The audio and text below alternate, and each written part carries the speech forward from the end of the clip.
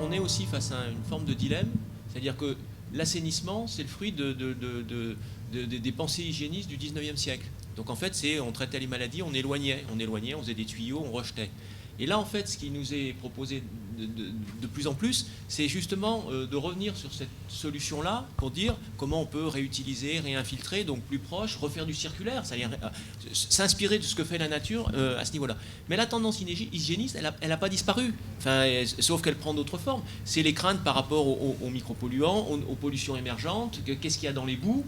Moi, je me souviens quand la réglementation boue est sortie, notamment sur les teneurs en métaux lourds, il y a un paquet d'effluents d'élevage intensif qui ne passaient pas la barre. Sauf qu'ils n'étaient pas boues et donc on les épandait sans problème et on allait regarder ce qu'il y avait dans les boues.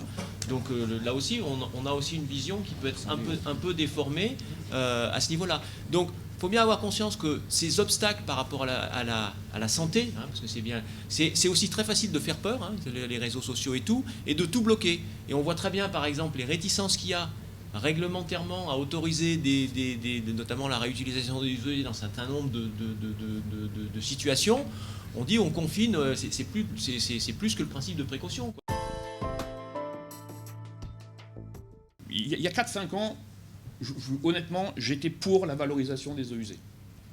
Aujourd'hui, je m'interroge plus parce que notre mode de vie génère des pollutions où les outils en place ne permettent pas de tout traiter. Et je parle notamment aux résidus médicamenteux et aux pollutions émergentes.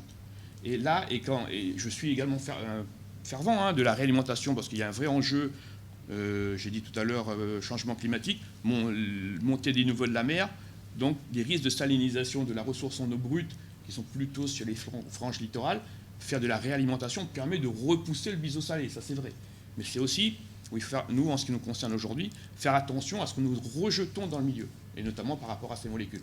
Donc, petit territoire, 2500 km², mais des vrais enjeux en termes de changement climatique par rapport à la ressource en eau. Aujourd'hui, l'image, quand on parle de reuse, quand on parle d'eau usée, mais la question que moi je me pose, avec l'évolution technologique, aujourd'hui, j'ai une station d'épuration qui fait de l'osmose inverse.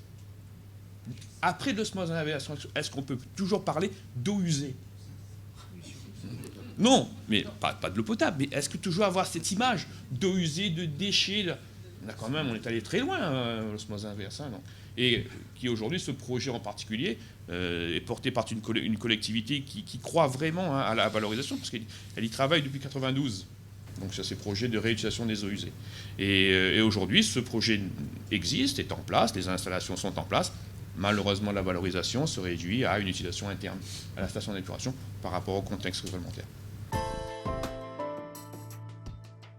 Je dirais dans le cadre des réflexions que nous avons sur les grosses usines, nos deux grosses usines, celle d'Achères et celle de Valenton, sur lesquelles nous produisons du biogaz, effectivement, notre réflexion aujourd'hui pour les scénarios à venir, c'est l'utilisation maximum de ce biogaz pour le réinjecter dans le réseau, participant ainsi au développement de la transition énergétique, mais également parce que ce sont des recettes importantes pour la collectivité qui vont permettre en tout cas de stabiliser le prix de l'eau. C'est quand même une source de recettes importante, puisqu'on estime qu'à l'horizon 2029, c'est 30 millions d'euros qui viendront donc dans les comptes du SIAP, et donc autant qui permettront à la fois de maintenir l'outil d'exploitation et de développer la bonne gestion du patrimoine. Deuxième élément sur lequel nous souhaitons travailler avec d'ailleurs d'autres partenaires, notamment partenaires européens, c'est effectivement, on a parlé du cas du phosphore, puisque effectivement il y a le métabolisme humain fait que nous rejetons beaucoup de phosphore, et comment nous pouvons le récupérer avec un projet que nous développons en partenariat avec un collègue sur la réutilisation des urines pour en tant que nutriments. Bien évidemment, je dirais à l'échelle de la région parisienne, c'est pas envisageable, je dirais, sur les installations existantes, mais on peut très bien penser que dans les nouveaux quartiers, ce sont des éléments sur lesquels effectivement on peut avoir une autre vision de l'assainissement.